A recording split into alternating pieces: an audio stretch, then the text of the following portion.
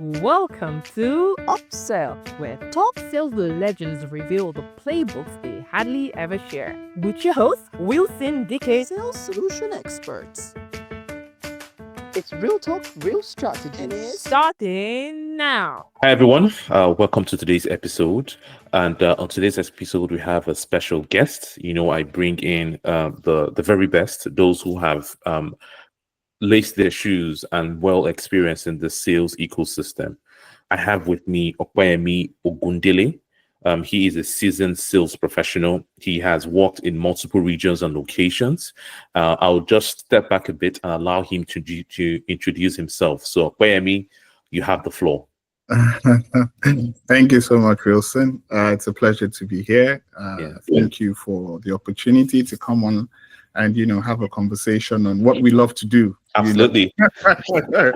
What we love to do. So we need to talk about it. So that's great. I mean, like you said, my name is Opeyemi Ogundele. I've been around software sales now for 13 years. Pretty much covered some of your big ERP solutions in the market. Had the privilege to have worked across. I started off with a consulting company that was into SAP back in those days. That was the beginning. From there, I joined Sage. As you're aware, I was there for about 5 years, and subsequently moved to Dubai to work with Oracle. So I would say I've been privileged to work across various regions over the last 13 years doing software sales. So it's been an awesome experience. Let me just summarize it that way. Oh yes, it is. And working in with different companies, providing different solutions from big competitors, it comes with the terrain, it comes with different challenges, and it comes with a lot of experience. So that's why it's good to have you here. So let's get into it right now. We are talking about selling in an enterprise ecosystem and to SMB clients. And by the way, SMB means small, medium business clients, and enterprise are the large scale companies. And you have been intertwined or sold in these different spaces. So I'd like to ask, how to sell to enterprise and versus SMB clients, but focusing on what the key differences are between selling to an enterprise and an SMB client. Okay, yeah, thank you, Wilson. I mean, like you said, I've had the privilege to cut across, both sides of the aisle, and I would say that it's two different markets. That's the honest truth. There are similarities. You will probably say, okay, yes, you might think of it at the end of it, I'm selling solution, right? But it goes beyond that because the market is different. In some cases, the verticals are different, and then you need to be able to understand how the thinking is on an enterprise side.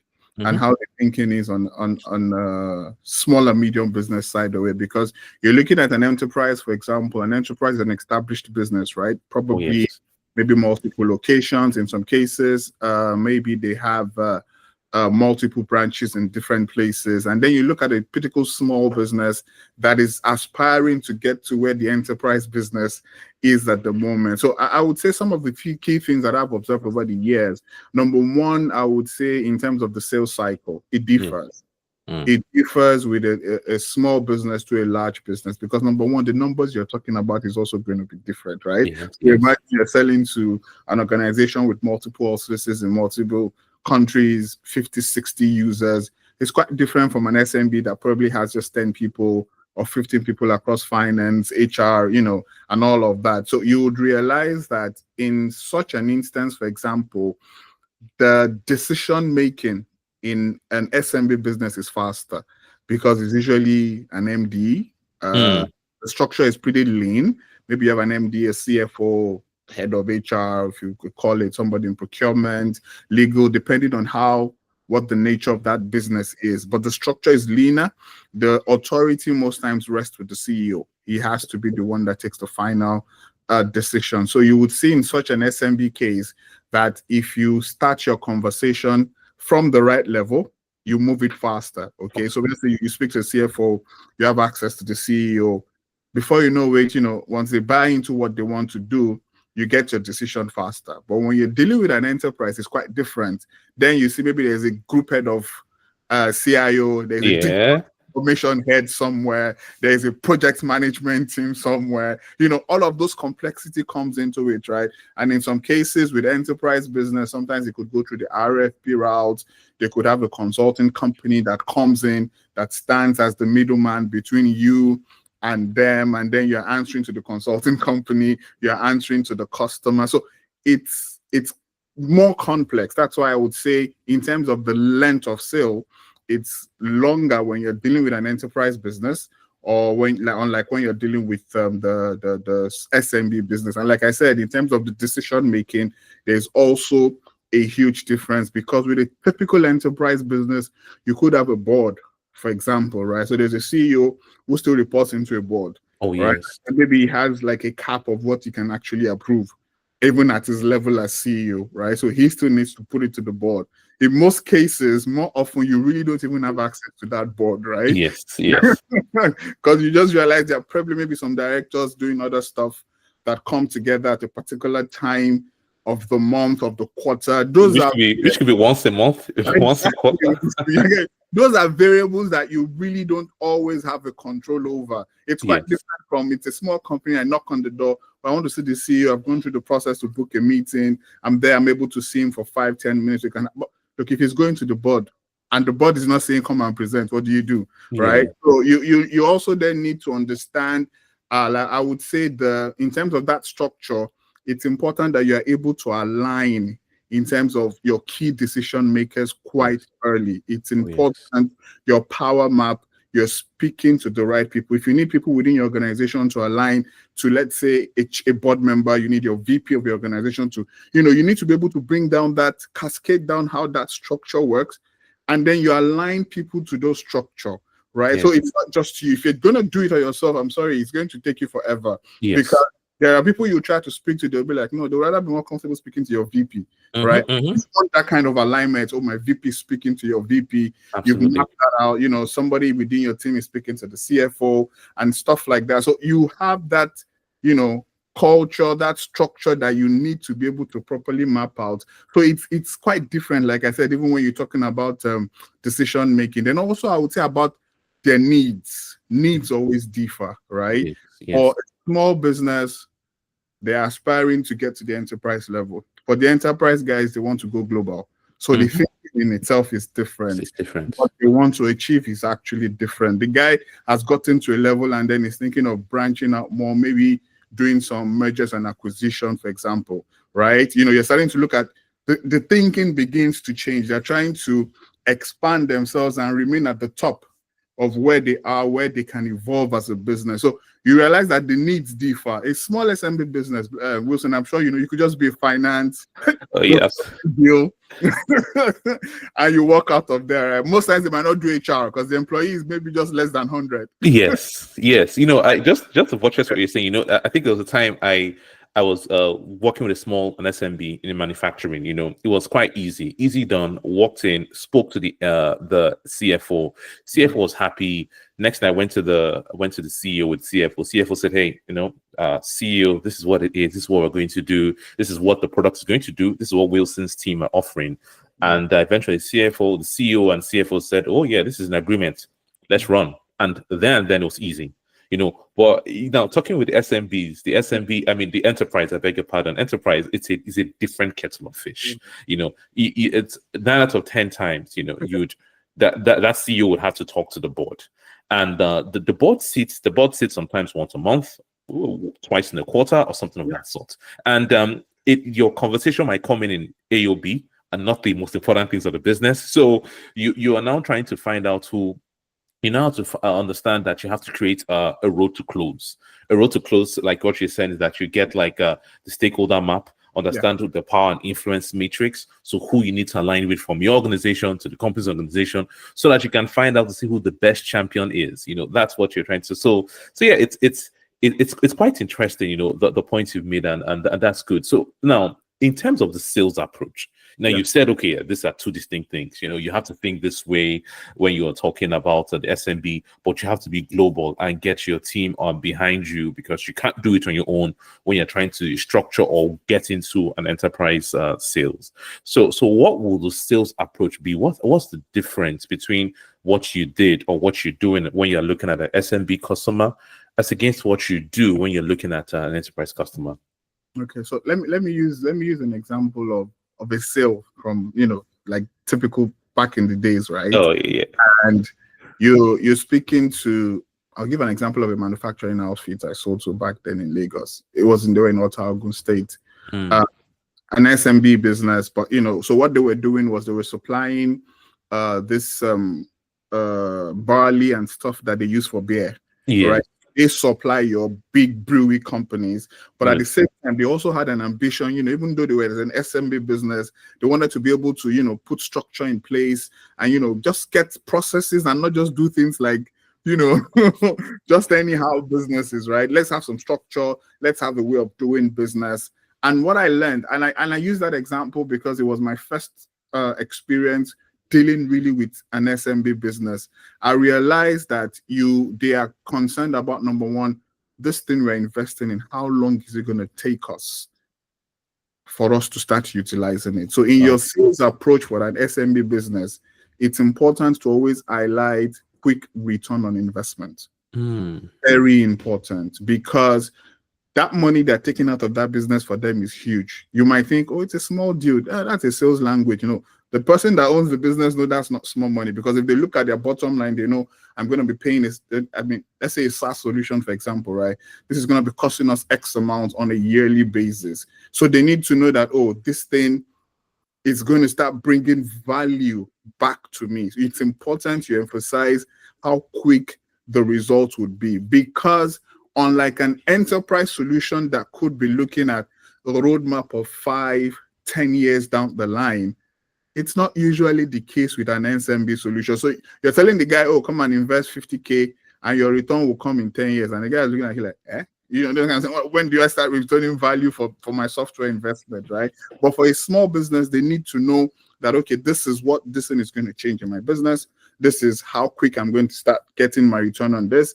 And you also need to understand they don't have the staff strength for a lengthy implementation, Wilson. Yes. You can't. I mean, the guys there are multitasking already, and you are telling them, oh, you're putting together a project team for 8-9 months. The guy is looking at you. Look, we don't have this luxury of time. Yes.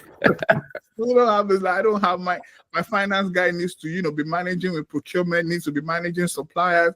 We can't be sitting down in the room on maybe bi-weekly or weekly or whatever you call it, to sit down on project implementation, right? So it's important that you understand for SMB, the approach is different. It's important to emphasize that for enterprise, relationship building is key. You touched on something about the influence map.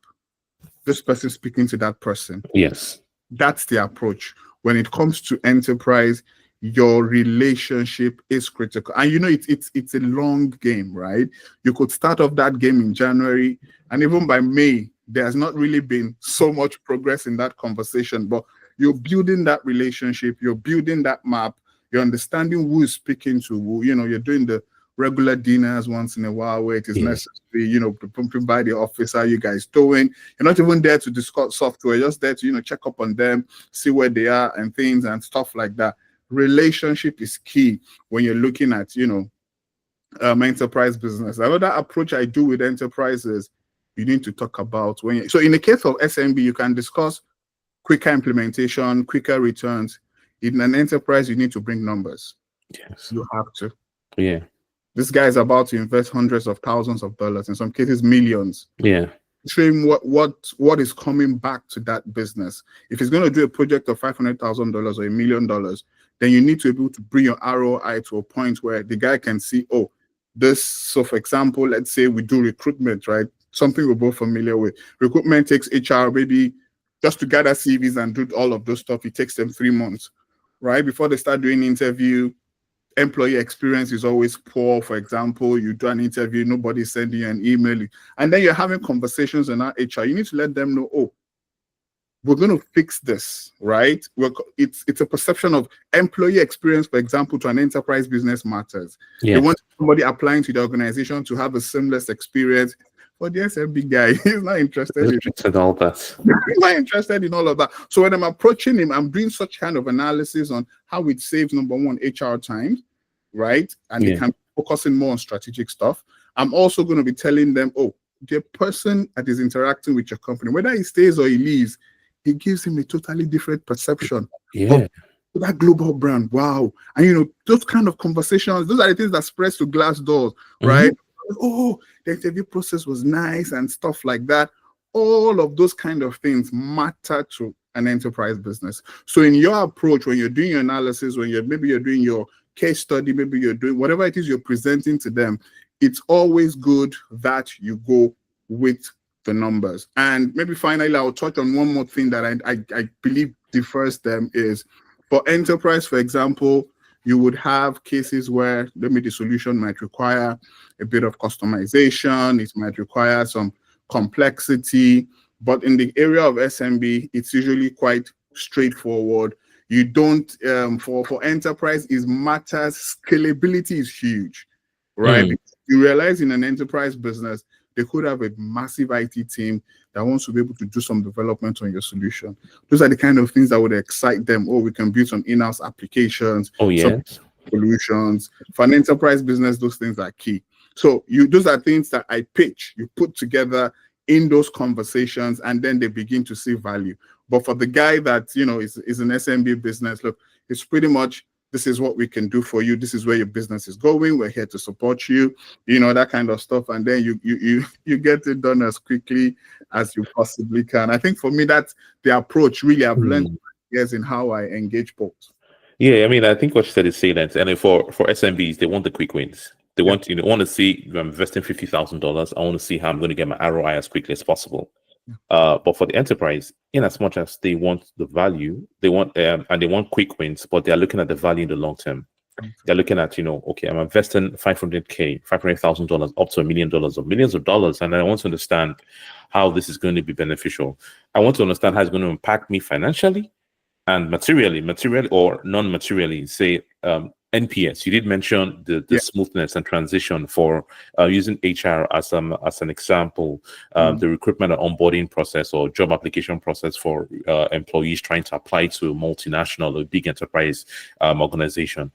They want a situation whereby it's seamless, it's smooth, and that would add to their NPS. So brand and imaging matters, and whatever business and whatever enterprise solution they are bringing on board into their ecosystem, it needs to appeal and also, you know, do well for their brand. So that's a key thing. So it's sort of so they look at it from an internal user experience and then external candidate experience. Absolutely, very key. It's very key because you know, in as much as they are in there to make the big money, the big revenue, but they are at a level where brand imaging works. Brand image is important. NPS also works. They are in different stock markets, for instance, and anything that would hurt their brand would also hurt the, you know, investors' funds. So it's quite critical when you get there. So once businesses like the SMBs go up and get into the enterprise and start getting listed in stock exchanges a lot around the world, then their preferences and the things they can deal with changes. You know, they become more sensitive.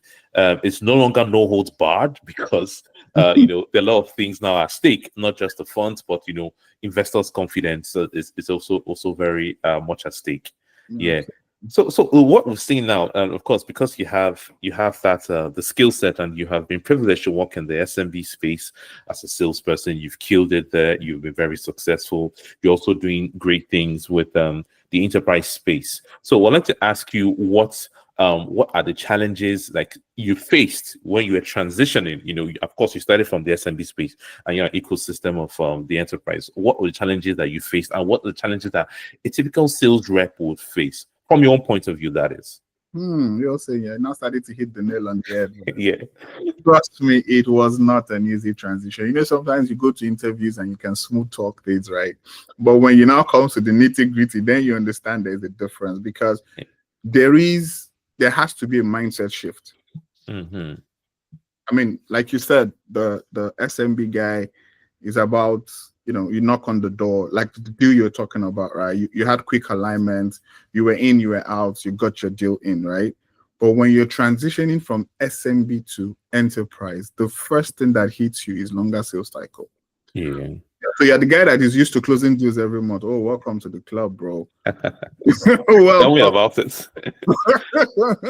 Welcome to the club. Because you see, the average sales cycle could be taking you 6 to 9, in some cases 9 to 12, Yeah. depending on the size of the deal that you're trying to close. So I think the first thing that I had to deal with was, how it was where we were, right? It was a thing, right? So you're used to, at least at the end of every month, you're blasting your numbers, you're comfortable, you're good. But then you're dealing with this customer that is telling you board meeting happens second week in April. You can't do anything about board meeting. They're not going to fast track board meeting because of you. And then you need to, you're looking at how do I need to make my numbers. I need to do stuff like that. So you see that the first thing you need to prepare yourself for, or what I experienced, man, was to understand that the sales cycle differs. I needed to have a mindset shift. And it wasn't just about the short-term gains like we used to have in those days. It's about understanding that it's a long-term thing, right? And then being able to adequately and properly plan to make sure that at every point of that sales cycle, I'm not missing out anything that I need to do. Constantly cross-checking it, constantly dotting my dots, my I's, my T's, crossing everything to be sure that, yeah, I'm on track and I'm ready for this particular journey with this customer. So I think for me, that was the first thing that I realized that, okay, I needed to understand, and I'm through a mindset shift that I'm dealing with customers that will take a longer period of time. Another thing, which was what I touched on, was stakeholder management. Like you said, you now have complexities involved. When it was SMB days, you could call up the CEO, oh, sir, I sent you the order, blah, blah, blah, blah, blah. But in this case, there's a CFO who needs to recommend. In some cases, you might have an IT steering committee. I don't know how often I come across that. Yes. IT steering committee probably involves everybody from different business function, right? Maybe a head of HR, head of finance, procurement. That's still not, they don't even own that decision. Trust me, their job is just probably to recommend, right? But you need to also then build relationships. And so it goes back to what I said earlier, relationships. You need to then begin to build those relationships. So I faced that challenge of then understanding, okay, it is not just a one-person decision, right? There are people involved. There are external people, if you're not careful, that you might not know that could surface in along the line. Let me share an experience I had just this January. Everything was fine. We looked good. So the company had a global office, then the local office also in Africa that I was dealing and engaging with. And I still closed some deals understanding that matrix system. And it got to a point, some of the guys in the HQ were saying no. Meanwhile, the key decision makers in the local office were fine. Yeah. And the guys over there were saying no. So it then had to do with, I needed to reroute my influence map. Who are these guys in this HQ? How do I get across to them? How do I get in front of them? How am I able to tell my own story? Not what the customer is deciding internally, right? But you then need to be able to stand in front of them to be able to discuss value-based conversations so that they better understand what you're bringing on board. Because it's quite different from when a fellow employee is having that conversation with them, right? Yeah. But you hit the nail on the head. You know what you're bringing in.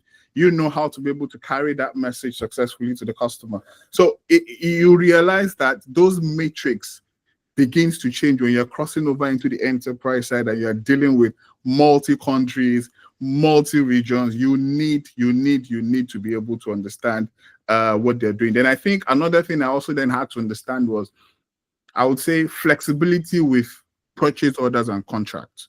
Yes. You can't cast things in stone when you're dealing with enterprise business.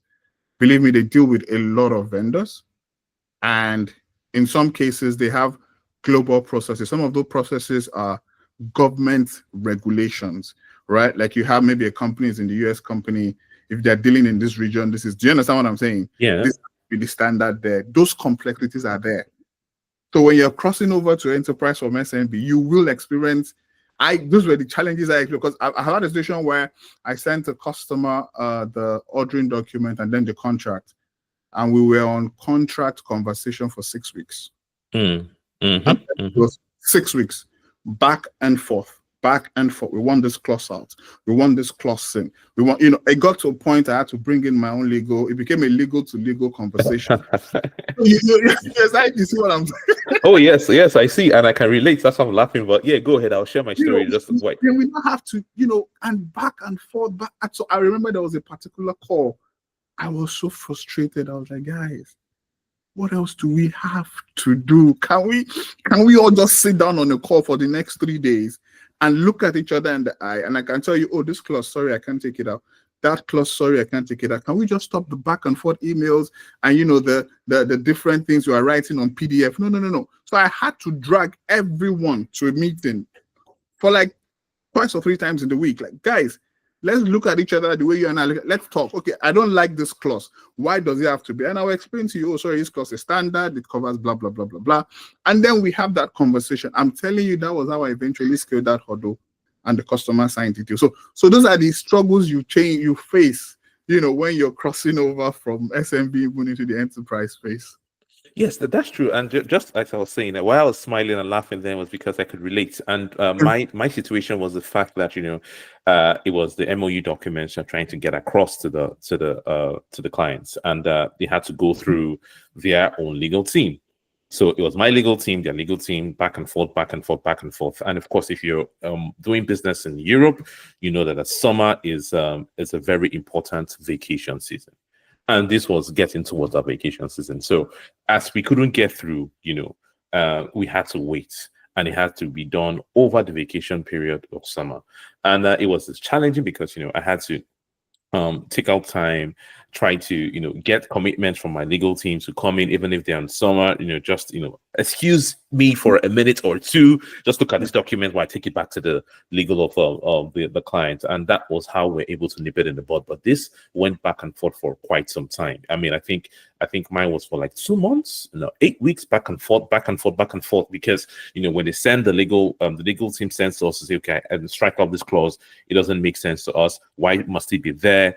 We say, hey, this is our own regulation from this region. It's okay, but because the client was a US-based company, and they said, oh, but in US, we don't look at it this way. So that back and forth, legal clashes, regulatory clashes. These are things that you find in SMB. So I can relate to what you went through, and I'm glad you were able to come up with ideas to nip that in the bud and get everybody to sit for a couple of days to sort that out. So these are the challenges that you get when you transition from SMB. One key thing you need to have is patience.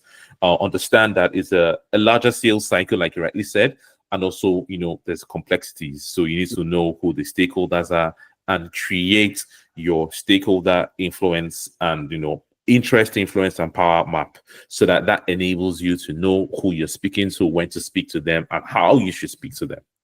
Okay, so that also leads us, when we're talking about the power map and all that. So this, of course, is slightly different from what we've seen in SMBs. So the decision-making processes, we touched on it lightly at the beginning. So how would you compare the SMB's decision-making process against the enterprise's decision-making process? We touched on it, but yeah, just let us know.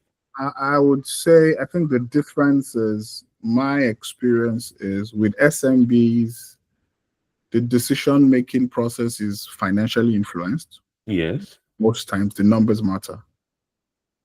Mm-hmm. The numbers matter. I'm telling you, and you know this, Wilson, the numbers matter. The guy is thinking about what they are spending, and they don't want to put themselves in a situation where they've bought something. I mean, I remember our SMB days. I've heard the CEO tell me, okay, I don't want to buy something I won't be able to pay for in the 3rd year.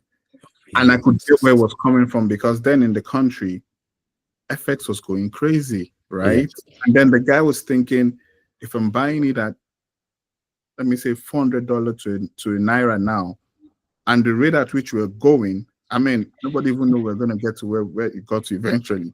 But, so the guy was thinking, and I could get where it was coming from. Like, if this thing is $1,000 in 3 years' time, you guys are not going to reduce this thing. You're already tying me down to this contract. Yeah. I still find this FX. I still have to,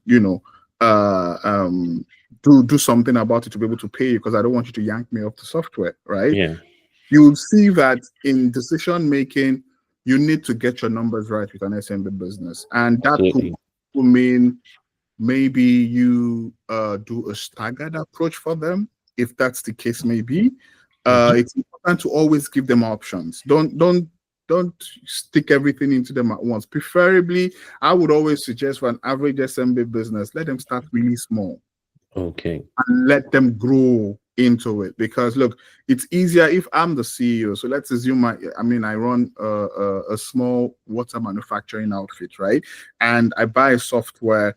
Before, I couldn't get my reports in time. We were having regulatory issues. There were things that we couldn't do.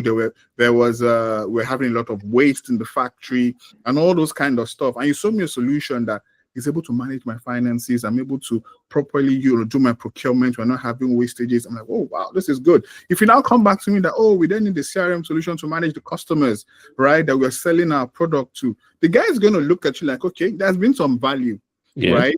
And you can do it. But if you bombard the average SMB with everything at once, you're about to shoot yourself in the foot. And I think for enterprise, one thing I've also realized is a lot of decision is more vision driven. Oh yeah. Data driven. Yeah. So it's important that there is a vision that the business has. When they decided to embark on that product, there is an end in mind that they had.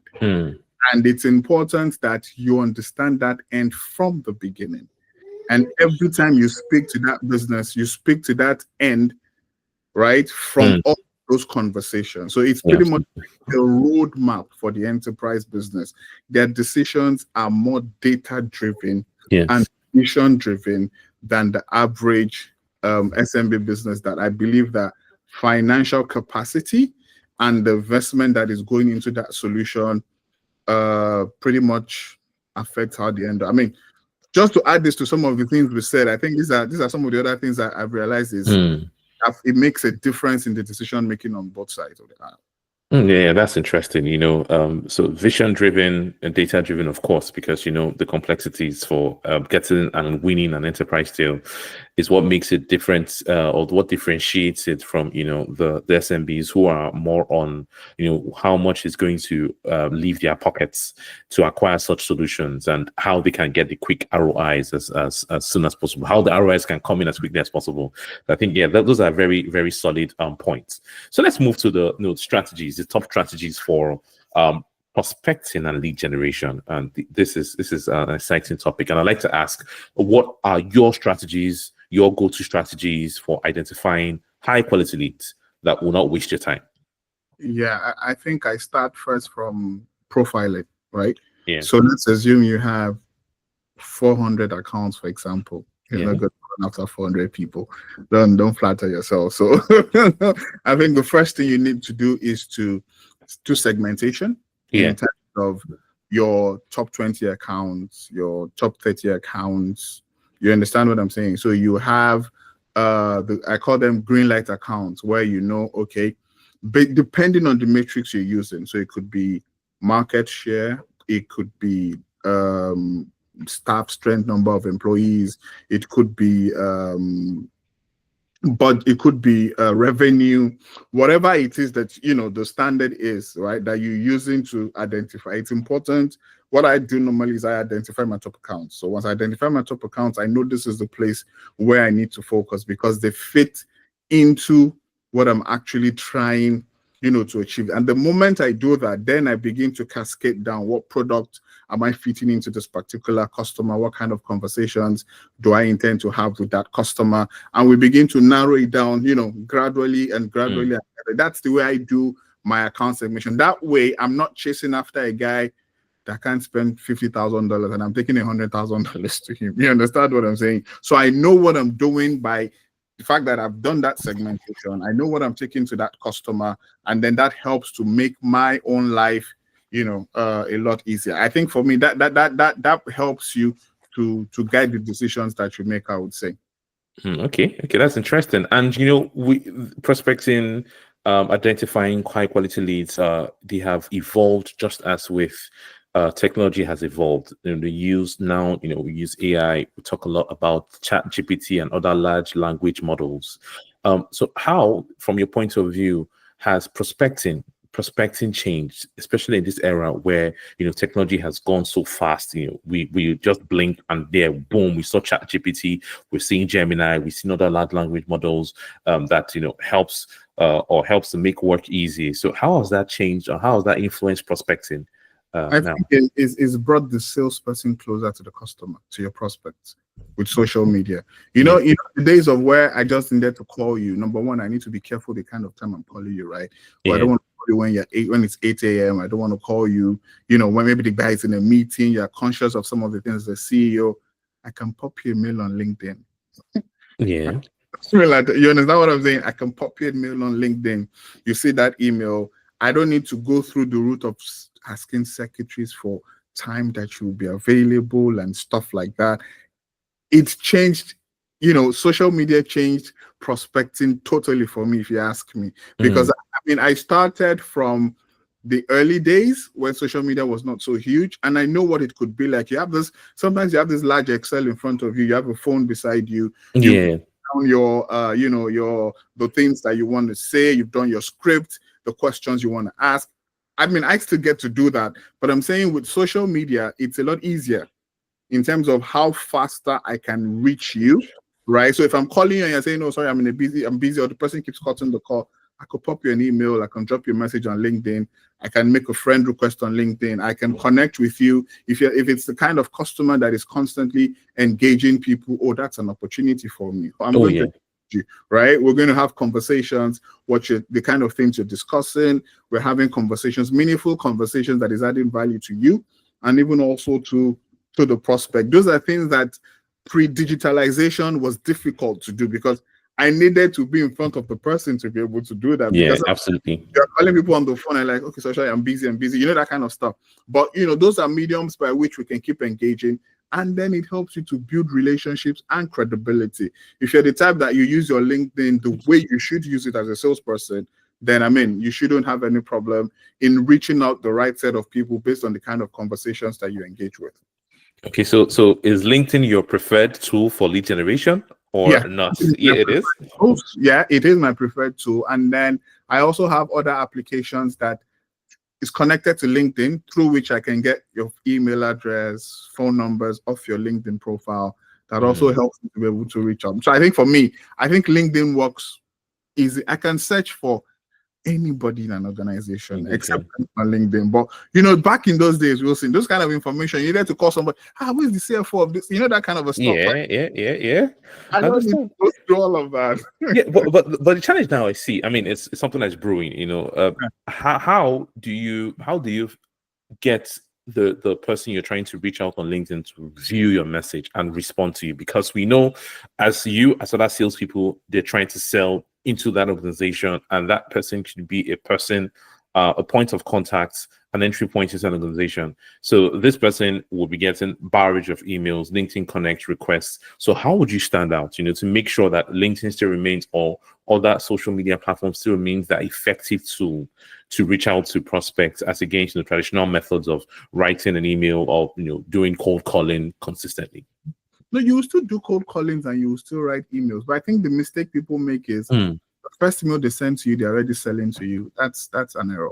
Yeah. Don't even for me.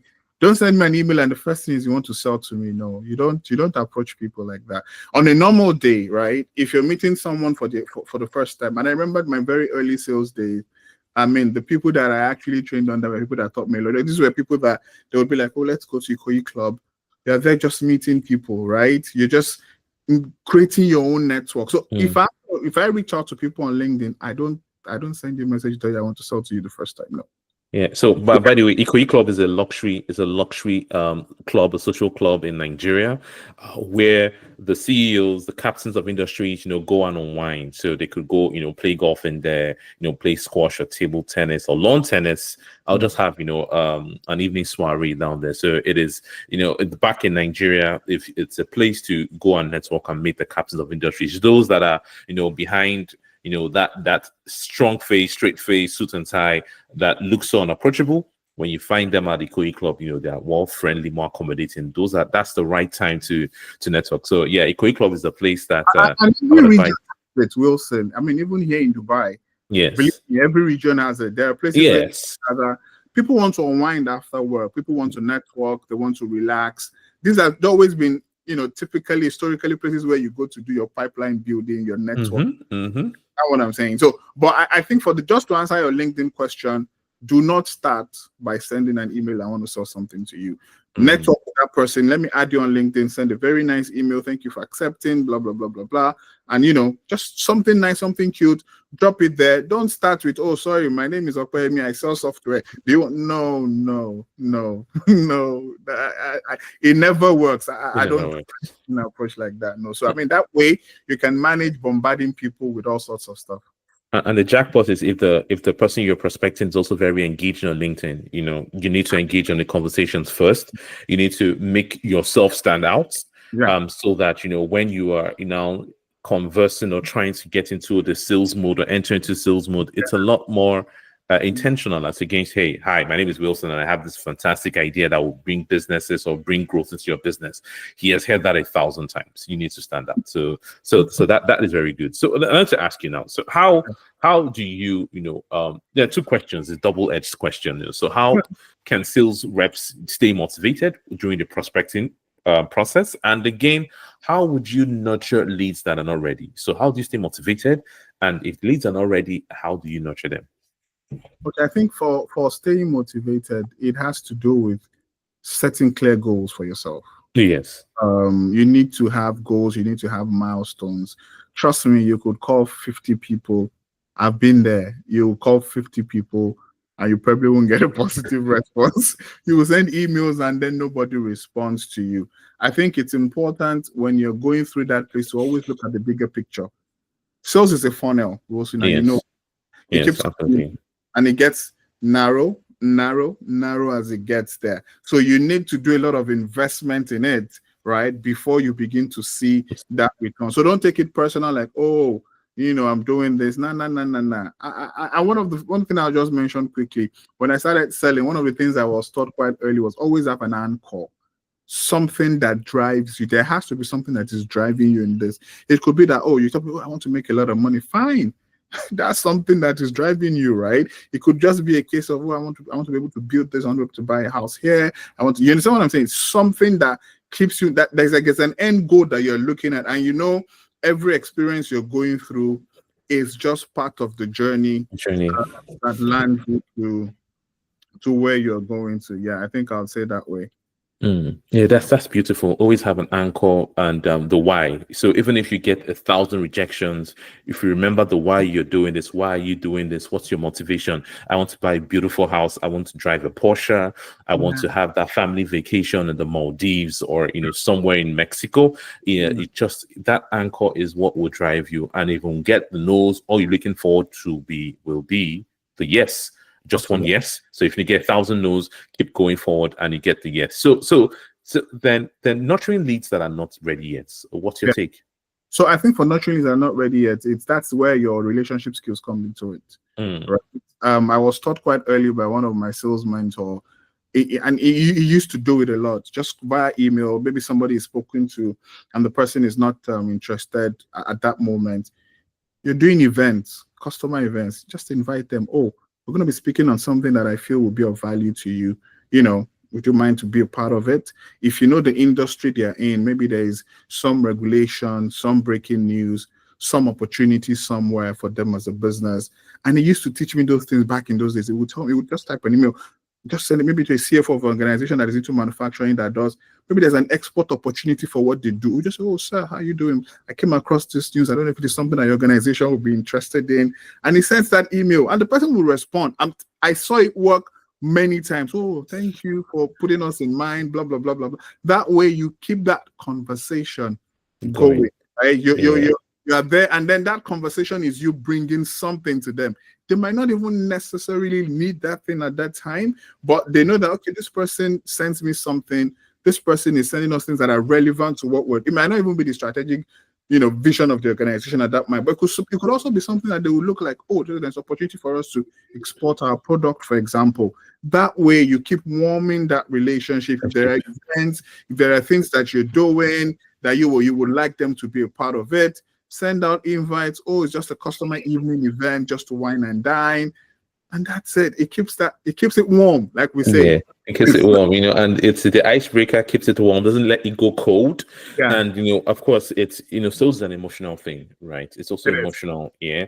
And when you put them top of the mind, and they see value in what you've offered to them, even if they've not started doing business with you, they would also have you back in mind. And if there's any opportunity that pops up, they could ask you, say, hey, okay, I'm looking to do this. I don't know if it's a service that you render. And and that's how it goes. You can be the next port of call whenever they need any service or technology service. So that is very, very interesting. So yeah, we're going into the next couple of questions, but these are quick fire questions. These are the rapid fire questions. It's going to be one answer, one response quickly, 1 minute or less than 1 minute. That'll be fine. So I'll throw it to you. Just give me an answer straight up. Ready for this? Okay. So this is all about the sales war stories, your biggest wins and losses. So, I mean, of course, you've been in the game for a long time, 13 years. So you should have a lot of experience and a lot of things to come to mind as I ask you. Okay, so for the privacy, I can't mention names, right? Yes, absolutely. Yeah, we can't put the names of because of privacy. So that's fantastic. Just tell me, customer A, this is what happened, and that. Yeah. Okay. All right, great. So sales war stories, the biggest win and losses. The first question: what's the most challenging deal you've ever closed, and why? The most challenging deal I ever closed was taking an account from a major competitor that had install base with the account for about 6 years. That had a roadmap and a plan on how they were going to transition from an on-premise solution into a cloud solution. Everything all sorted, and then I went in 8 months. I got the account. I tell it every time. I know it's my biggest success story because the cost that the vendor had the relationship, had everything there, and then I was still able to walk out of that place with the PO. Great. Okay, well done. I like this. Let's go. So can you share a story of a deal that didn't go as planned? Yeah, just a quick summary. Quick one. Yeah, I lost the deal. It didn't go as planned because it goes back to the question on influence map. I had it. I thought I had it all figured out, right? Where we had the buy-in of the CFO, was 100% certain they were going to go with us, and then while we were waiting for approval from the board, a decision was made by someone else within IT that they should source for internal solutions in terms of developing something that will be a stopgap while they put the project on hold for a few years so they don't have to make that kind of investment. And, pretty much to the board, that made sense because it was more or less like they were going to be saving money. We don't need to invest this amount of money in this solution for now. Let's see what the IT team can create that we can still use. Obviously, it made the IT team look good, right? They're doing their job, right? But then I just lost the sale that I had forecasted. I can imagine how painful that is. Okay. Yeah. Okay. Nice. The third question is, what did you learn from your most significant sales failure? I'm thinking this one. What did you learn from it? Yeah. I think the biggest lesson for me, like I said, was to do the influence map better. Okay. I think I left out people that I thought were not influential, but they were. Sometimes we always assume that it has to just be CFOs and these people that have all of that power. It doesn't always necessarily have to be the case. You know why? In this scenario, the CIO was a cousin to the CEO. So I didn't figure that out until they do know. I can imagine. Oh yeah, wow, that would be like a that power matrix, and that was one of the reasons why he came up with that idea, and then the CEO just felt, nah, we won't go with these guys anymore. Let's put it on hold. And I do better with my understanding customer influence map. Okay, that's key. And so how do you recover mentally, from losing a big deal? So how did you recover from losing that deal? What did you do? What I normally do, I come home. You know me, I'm a man of faith, right? So I spend time to pray, Yeah. spend some time with my kids, with the wife, and I'm good to go. Good to go. It takes a couple of days, right? But eventually, my wife, most times, she knows when things go wrong because, we have that conversation. She knows you're expecting that deal. So she was disappointed, as well. But, a couple of days, I think it took me about 3 days. If I remember, my boss was like, just take some days off. He knew how hurt I was. It was Yeah. trust me. Like, he saw the anger, the disappointment, and everything in me was so visible. I don't think I've ever felt that way. When you're so 100% certain this deal is going to come through. So I think for me, I spend more time with my family, with my kids, and it helps me really just go out with them and then do something different to calm down, relax. We'll go again. I mean, they're my motivation. If you're asking me about Anchor, so when I see them, I just motivate myself. That's gone. Let's go again. Okay. Good points. Good motivation points. This is your motivation, how you get motivated when you lose deals. But when there are opportunities to turn around a near loss situation, how do you do that? What strategy do you put in to turn around something that is almost going dead, or a deal that's going to break away? And how do you put that strategy to make sure that you turn in the corner? Yeah, I've had a few ones like that looks like they were going to go away. I think the scenarios are always different. So maybe I'll give an example of one of those scenarios. So in this case, it was also one where the HQ was sitting somewhere in Australia, right? And then they were making a decision here. And at the point where we sent in the order to be signed and all of that, the group CIO just came back and said no, that they didn't have any conversation. They didn't tell them this. They didn't carry them along properly, blah, blah, blah. Oh, really? So the people locally were telling me what the issues were. I was like, sorry, can I get his email address or his number? And I reached out to him. I called him on the phone. I introduced myself. Oh, firstly, let me start by apologizing to you. I thought you were in the loop of so many things happening. Please, I would like us to jump on a call. Let's show you what we're trying to do, where we're going, what the vision is. Let me be able to answer your questions. And he was like, yeah, fine, that, we can have the call. We jumped on the call. It became more of a demo discovery session. I gave him all the attention he needed. He wanted us to do some, reevaluation. I said, fine. So it was a case of being patient, right? Get past this guy. That's the reality. So I need to make sure I do what he wants so that he can get past me. And he pretty much included another 3 weeks in the cycle. But by the time we were done, he was the one pushing for the signature, asking questions on implementation. And sometimes we need to be ready to have those difficult conversations. Look, people are different, right? You're going to meet the very calm customer. You're going to meet the agitated customer. You're going to meet the very rude one in some cases. You're going to meet some that you sit down with them, you're not going to get anything out from them. True. All of those people and how to be able to deal with these different personality types. I think it's important for every salesperson to understand personality types and how you deal with them. That way, it's easier for you and you don't even feel disappointed. If you're speaking to somebody that, it doesn't give you much, you don't leave there thinking, oh, have I done something wrong? Yeah.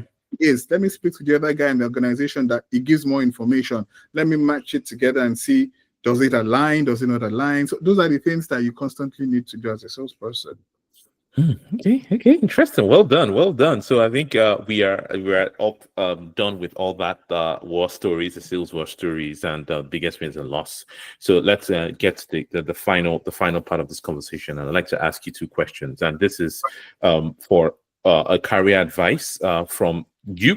Being a top sales professional, I'd like to ask what advice you would give to someone entering tech sales today, or who is thinking of pivoting into tech sales. What would you give them as an advice? Well, I would say, come on board. I think it's an industry and it's a profession that enables you to grow. You learn on the job. It throws different challenges at you. You can't even be bored. That's the honest truth. Because you're dealing with people. You are learning to understand people. You are learning to relate with people. For you as an individual, you get better as a person because you come across people of different races, religion, and people of different temperaments, characters, and things like that. And you are able to manage all of this really. Believe me, you can only come out better for it at the end of the day. So for someone that is aspiring to come into sales, I'll tell you, come on in. I can guarantee you as a salesperson, you become better year on year in this profession, not just from the professional part of it, but I think even as a person, in relationships, you become better even as a person as you grow in your career. I think it's an awesome place. I was dragged into it by the way, but maybe that's a story for another day. I didn't plan on coming into sales. We'll have that conversation another time. But Yes. I think it's an industry that a profession that for anyone aspiring, please come on in. We need more people. Yeah, absolutely. We need more people. Sales is something that people is the most dreaded profession because it's all about numbers, and people are always afraid to sell the solution, and they're majorly afraid of rejections. Right. One thing about sales is that you need to have that thick skin. If I do say so, it's something that is very important. You get 1,000 no's, but like you said, it's character building. It makes you feel makes you a lot better. You have answers to all the problems that you see, because the more you get rejections, the more you find better ways of not doing things. And that way, once you get when you get a solution and get an answer, you create a sales playbook of it. And you can use that sales playbook to replicate different scenarios, different companies, different enterprises, just tweaking, adding new things, but you've created a foundation. And that foundation can't be created if you've not tested the waters, if you've not had that deep dive, if you've not got the no's, rejection. So yeah, that's quite important. I agree with you. And let me just quickly say this. Yes. I remember one of my most embarrassing moments, right? Let me tell you that. So I was a customer I'd been chasing for a while. They were not responding and stuff like that. So that day I decided, okay, I left the office, right? I left the office, drove there, the typical sales guy thing. I got, saw this receptionist, so I'm trying to see this person. He said, you have an appointment. I said, no, that I'm actually around the environment, and I wanted to just pop in and just to get an update or just to see him. And this person came outside. The first thing he told me, he said, but you don't have an appointment. I said, yes, I'm sorry, I don't have an appointment. I'm just around the corner. I said, please don't do this again. The next time you do this, I will tell them not to let you in. I said, okay, I'm so sorry. I apologized, and that was it. So you could imagine how I felt on the drive back. Yeah. Well, look, here I am today, right? You just did, like I said, you become better. The rejections are part of what makes you better as a salesperson, really. I agree 100%, because you need to get the rejections. It builds a tough skin. Like you learn that, most of the times some people don't like to be barged in on. I think one of my sales mentors did tell me something that yes, he knows that he can't go to places unattended to, but what he did is at some point in time, he knows the office he needs to go to, he knows the person he needs to speak to. He goes to the office complex and probably sits at the lounge, having a coffee. And when he comes, say, hey, hi, how you doing? I was just around the corner trying to see someone, and and voila. But the intention, it was a person he wanted to see, but he knew that because there's an appointment might be difficult. And he didn't want to, have that notion or give that, intention that, or that idea that he is there to see him unannounced or without an appointment. But he sat there, and the main intention was to see him with an appointment, and he got that. But to the person, the prospect is, oh yeah, you're just around. What a coincidence! It wasn't a coincidence; it was intentional. So you have to define strategies, device means that would help you, to achieve what you need to achieve. It's a very tough world. But there are a lot of successful salespeople. It's something that, like you see yourself, the experience you've had, how long you've been in the game, and how you're still thriving, and the excitement in your face is like, you just got in, but this is an excitement of, testament to success over the years. So that is something that everybody needs to, emulate and get ready for. Okay. Yeah. Okay. So the last question before we go into the other ones would be what are the trends, the trends that future sales professionals should be aware of so as they become or maintain the competitiveness? How do they stay competitive with the trends that these people that you advise to come into sales, what trends should they be aware of, and how to make them stay competitive? I would say relationship building, and I'll tell you why I say that. We're living in an era where we're going digitalized in so many things, right? Communication, less face-to-face, less, contact. I would advise the average salesperson to learn how to engage people, learn how to have conversations, learn how to, continue to grow and develop yourself, irrespective of whatever technology comes. we will still continue to relate with one another, right? There's still an human being to human being conversation, and human being to human being kind of, feeling. The customer needs to be able to know you understand me, you know what I want to do. You must not lose all of that, because, maybe we're on Zoom all the time.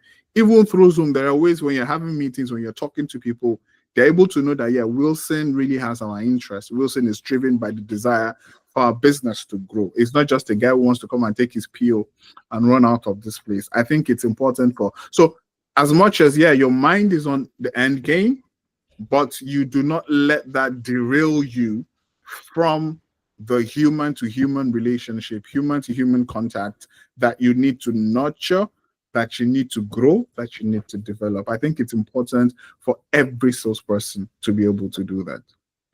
What a way to finish this conversation. That's a very, very, very strong advice. That relationship building is something, it's essential. It's the crux of being a sales professional. You need to learn how to do that. And the one thing you said is that it has to be a going process and a going concern. You do not need to wait until you get to in front of a client to start building a relationship. You can start building a relationship within you, walking to strangers, having good conversations. If you're stuck in an elevator with somebody, try to start up a conversation. That way you are finding sparring partners everywhere and to prepare you for the big time. For instance, you might be trapped with the CEO of a bank and you'll be jittering or awestruck, but that's an opportunity to create an impression. Right. That's great. For instance, I think at the time I was in an elevator, I was stuck with a bank CEO. That's why I mentioned this. And the first thing I looked at was the shoes. Picked up the shoes. Hey, nice shoes. And that was it. Exactly. And that was it. There. Yes, and it starts from there. So it's something you need to get your sparring partner every time, build conversations, try to make conversations out of events, out of circumstances, because sometimes as a salesperson, you have to be thinking on your feet. You have to take advantage of situations that are happening around you to have icebreakers, to get into people, get them to talk to you. So it's very important for relationship building. Absolutely. Okay, so thank you, but I'd like to ask, where can people reach you? Of course, you've given us a lot of information. This has been a very exciting conversation.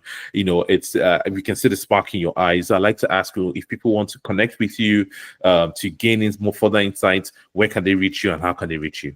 Yeah, you can check me out on LinkedIn. My name is just Ogundele Opeyemi. I think LinkedIn is the easiest way. Like I said, I'm always times. So just message. Definitely, I'm gonna respond back to you. So LinkedIn, I would say, is the easiest way. Just check online, Ogundele Opeyemi. You see one dude like that there. Yes, obviously. And pop a message with the invite. Oh, I saw you from the podcast and stuff like that. And definitely we can get talking from there. Absolutely. And Opeyemi's LinkedIn, the link to his LinkedIn profile will be attached to this podcast wherever you get them, and of course you'll see them in the comment section or the description when it gets to YouTube. So thank you very much, Opeyemi, for this time. Thank you all for listening. I hope it was educative and exciting. I had fun. Opey had fun sharing his story. I hope you all had fun, and I will see you all in the next one. But for now, thank you very much, Opeyemi, for your time. Thank you, Wilson. Thank you, everyone. And see you on the next one, guys. Take care. Bye.